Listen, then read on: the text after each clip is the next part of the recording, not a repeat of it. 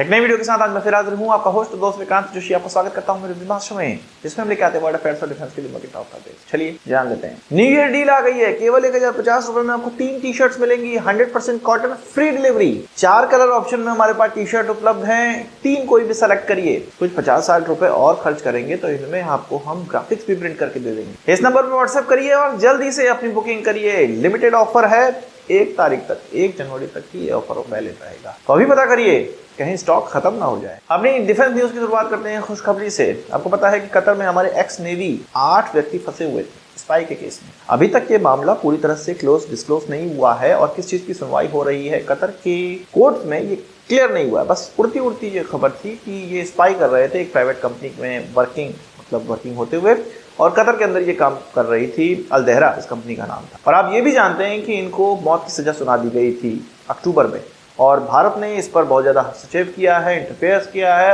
अब जाके ये क्लियर हो गया है कि कतर ने कहा है कि इनको मौत की सज़ा नहीं सुनाई जाएगी। हाँ, अभी ये डिस्क्लोज नहीं हुआ है कि किस चीज़ की सज़ा इनको और आगे दी जा रही है और क्या इन पर आरोप है, पर मौत की सज़ा तो इनकी रोक दी गई है और अब इनको जेल होगी। हमारे फॉरेन मिनिस्ट्री के स्पोक पर्सन ने ये कहा है कि हम और ज़्यादा इसके लिए अब ऑप्शंस तलाश रहे हैं। कतर के अंदर जो भी लॉज हैं उनको देखते हुए और ज़्यादा ऑप्शंस तलाश रहे हैं, पर जो डेथ सेंटेंस था या जो मृत्युदंड था उसको अब हटा दिया गया है। अब उनको मृत्युदंड नहीं दिया जाएगा। ये चीज़ जो मामला है वो बहुत सेंसिटिव है और अभी कोर्ट के अंदर है, इसलिए और ज़्यादा जानकारी वो नहीं दे सकते हैं। बस एक खुशखबरी हम लोग को ये मिल चुकी है। आपका इस चीज़ पर क्या कहना है कमेंट बॉक्स में ज़रूर बताइएगा। भारत का अच्छा प्रयास रहा ये, और इसकी सराहना आप कमेंट बॉक्स में कर भी सकते हैं। एक खुशखबरी के बाद एक दुख खबरी। अगर मैं आपसे कहूं कि रुस्तम 2 ड्रोन या तपस ड्रोन का जो प्रोजेक्ट है ऑफिशियली उसको बंद कर दिया गया है। यहाँ पर एक बहुत प्रोमिनेंट पत्रकार है अनंत कृष्णन, उनकी तरफ से अपने एक्स हैंडल पर यह लिखा गया कि गवर्नमेंट सोर्सेज से उनको ये पता चला है कि मिशन मोड में इस प्रोजेक्ट को बंद कर दिया गया है। मिशन मोड में मतलब इसमें बहुत अच्छे से काम किया जा रहा था और अब इसको बंद कर दिया गया है। कारण ये बताया जा रहा है कि जो आवश्यकता थी 30,000 फीट ऊंचाई पर उड़ने की, वो इसको प्राप्त नहीं हो पाई है। केवल 28,000 फीट इसको ऊंचाई प्राप्त हो पाई थी। साथ ही साथ 18 घंटे का एंडोरेंस प्राप्त हुआ था, जबकि रिक्वायरमेंट थी 24 घंटे की। इस प्रोजेक्ट को अब फिलहाल बंद करना पड़ेगा, पर एडीए से ये कहा गया है, डीआरडीओ से ये कहा गया है कि अपने दूसरे फंड का इस्तेमाल तुम इस प्रोजेक्ट को जारी रखने के लिए कर सकते हो। तो हम ये कह सकते हैं कि ये तपस ड्रोन या रुस्तम 2 ड्रोन हमारी रिक्वायरमेंट को पूरी नहीं कर रहा था। जो हमारे आर्म फोर्सेस हैं हो सकता है रिक्वायरमेंट रखी हो, उसको पूरा न करने के कारण अब इसमें और सुधार की आवश्यकता है। इसीलिए इसको अब एक तरह से कहेंगे कि अब ये ठंडे बस्ते में चला गया है, या इस जो ड्रोन का जो डेवलपमेंट है वो काफ़ी स्लो हो जाएगा और केवल एडीए और डीआरडीओ पे डिपेंडेंट होगा। वो कहाँ से फंड लाते हैं, इस पर किस तरह से काम करते हैं, ये सारी चीज़ें अब उन पर ही निर्भर होगी। आपका इस चीज़ पर क्या कहना है कमेंट बॉक्स में बताइएगा। ये बहुत ही दुखद खबर है। और जिस प्रकार से भारत बाहर से खरीद के ड्रोन इंडक्ट कर रहा था और तपस ड्रोन का एक्सीडेंट भी हुआ था अभी फिलहाल में, ये माना जा रहा था कि तपस ड्रोन के लिए स्थिति आगे सही नहीं है, डगर सही नहीं है, और वही चीज़ अब निकल कर आई। पूरी खबर हो सकता है 3-4 दिन के अंदर निकले और ऑफिशियल बयान भी भारत का आए। आपका इस चीज़ पर क्या कहना है कमेंट बॉक्स में ज़रूर बताइए। बात करते हैं भारत की तरफ आने वाले मर्चेंट शिप्स पे जो अटैक हो रहे हैं, ड्रोन अटैक हो रहे हैं, मिसाइल अटैक हो रहे हैं, उससे रिलेटेड खबर की। भारत ने अब अरेबियन सी में, या आप कह सकते हैं अरेबियन सी से लेके रेड सी तक, अपने 5 डिस्ट्रॉयर डिप्लॉय कर दिए हैं। साथ ही साथ P-8I को भी डिप्लॉय किया गया है। साथ ही साथ MQ-9 रीपर, या आप कह सकते हैं सी गार्डियन ड्रोन जो हम इस्तेमाल कर रहे हैं, यूएस ने रिलीज पर लिया है, उसको भी डिप्लॉय कर दिया गया है। ये जो 5 डिस्ट्रॉयर डिप्लॉय किए गए हैं उनमें से एक INS Visakhapatnam, INS Mormugao, INS Delhi, INS Kolkata और INS चेन्नई है। इन सभी जो डिस्ट्रॉयर है उनका अलग अलग स्थान पर डिप्लॉयमेंट किया गया है। जैसे कि अगर रेड सी की बात करें या पूरे अरेबियन सी से लेकर रेड सी की गश्ती करने के लिए, तो वहाँ पर INS विशाखापट्टनम को लगाया गया है। इसी तरह अन्य डिस्ट्रॉयर को भी भिन्न भिन्न स्थानों पर डिप्लॉय किया गया है। इनका मेन टास्क ये होगा कि जितने भी मर्चेंट शिप आ रहे हैं, जितने भी ईरान की प्रॉक्सीज हैं जहाँ पर गोला बम मार रही हैं, ड्रोन्स मार रहे हैं अन्य शिप्स पे, उसमें भारतीय शिप्स जो हैं, भारत की तरफ आने वाले शिप्स, उनको सिक्योर करना। यहाँ पर हमने यूएस लीड जो कोलिजन है वो भी देखा है और वहाँ उनका भी टास्क चल रहा है। वो भी अपने शिप्स को बचाने का प्रयास कर रहे हैं या अन्य शिप्स को बचाने का प्रयास कर रहे हैं। भारत क्योंकि इंडियन ओशन में नेट सिक्योरिटी प्रोवाइडर है और आगे भी बने रहना चाहता है, इसलिए यहाँ पर हमारे इस प्रकार के डिस्ट्रॉयर का डेप्लॉयमेंट बहुत ज़्यादा आवश्यक था। एक तरह से आप कह सकते हैं कि हमारी नेवी इस क्षेत्र में बहुत अलर्ट मोड में आ चुकी है और अब इस तरह के जो भी अटैक हैं उनको बख्शा नहीं जाएगा।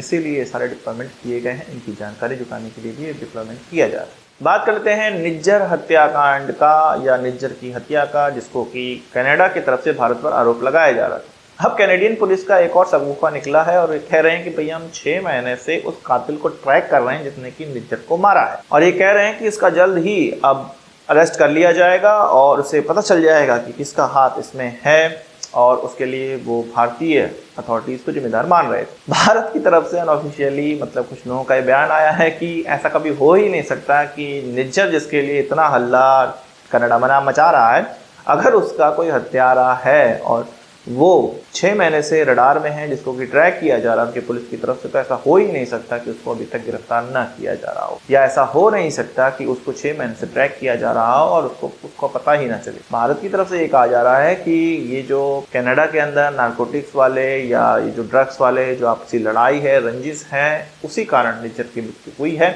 और इस चीज़ में भारत को आरोपी बनाना कोई भी ऐसी बात है ही नहीं कि भारत इसमें आरोपी है, और ये कुछ भी कहते रहे, कनाडा की तरफ से कुछ भी शगुफा बनाता रहे तो उसको भारत मानने को तैयार नहीं होगा। तो आपका इस चीज़ पर क्या कहना है, कनाडा के इन सब चीज़ों पे, इन हरकतों पे क्या कहना है? और कनाडा को ये लग रहा होगा कि जैसे कि यूएस सीधे भारत पर आरोप लगा दिया और एक निखिल गुप्ता को सामने ले आया, और उसके बाद भारत पे आरोप लगाया जा रहा है, भारत बैकफुट में एक तरफ से चले जा रहा है, तो कनाडा भी इस तरह से भारत को बैकफुट पे ले आएगा। पर भारत बैकफुट पे जा नहीं रहा है। भारत का बैकफुट में ना जाने का एक और निकल कर आया है एंगल, जिसमें कि हम देख रहे हैं कि हमारे विदेश मंत्री रशिया जा रहे हैं और वहाँ पर पहली बार तो जा नहीं रहे, पर उनके एक्स हैंडल द्वारा जो उनकी फ़ोटो अपलोड करी गई वो बहुत ही एक प्राइड लेते हुए उन्होंने फ़ोटो अपलोड करी। इसके अलावा किसी देश का विदेश मंत्री रशिया पहुंचा हो और पुतिन उससे 1-to-1 वार्तालाप कर रहा हो, ऐसा बहुत ही कम होता है। ये क्लियर इंडिकेशन है, और भारत ने जो रशिया की तारीफ़ की है और भारत ने जो रशिया की दोस्ती की तारीफ़ करी है, वो क्लियर इंडिकेशन दे रहा है कि अमेरिका अगर तुम भारत पे दबाव बनाओगे तो ये देखो हमारे पास भी बहुत से लोग हैं हमारे साथ देने वाले। पुतिन ने भारतीय प्राइम मिनिस्टर को ये कहा भी है कि अगले साल चुनाव है, बहुत बिजी शेड्यूल उनका होगा, पर रशिया आए, और भारत की तरफ से ये कहा गया है कि हाँ वो रशिया आएंगे और समय निकाल के म्यूचुअल समय जो डिसाइड होगा उसमें वो भारत के प्रधानमंत्री रशिया पहुंचेंगे। तो ये क्लियर अमेरिका को इंडिकेशन है कि भैया उछलो मत, तुम जिस काम के लिए और जिस स्वार्थ से हमारे साथ जुड़े हुए हो उससे जुड़े रहो, फालतू की उंगली करने की आवश्यकता नहीं। अब स्वार्थ की बात चलिए तो आप जानते हैं कि यूएस का क्या स्वार्थ है, चीन के खिलाफ भारत को खड़ा करना। तो चीन की हम लोग बात कर लेते हैं। बलूचिस्तान में, या आप कह सकते हैं कि पाकिस्तान के अंदर एक बलोच फ्रीडम फाइटर गिरफ्तार हुआ है।